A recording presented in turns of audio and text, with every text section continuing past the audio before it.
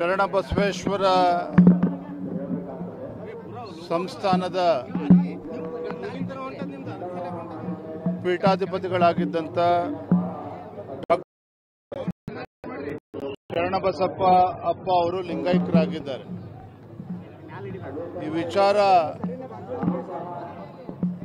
ತಿಳಿದಾಕ್ಷಣ ನನ್ನನ್ನು ಒಳಗೊಂಡಂತೆ ನಾಡಿನ ಲಕ್ಷಾಂತರ ಕೋಟ್ಯಾಂತರ ಭಕ್ತರಿಗೆ ಸಾಕಷ್ಟು ದುಃಖ ಉಂಟಾಗಿದೆ.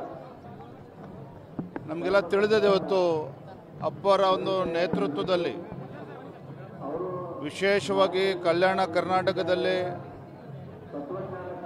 ಅವರು ನಡೆಸಿದಂಥ ಶಿಕ್ಷಣ ದಾಸೋಹ, ಜ್ಞಾನ ದಾಸೋಹ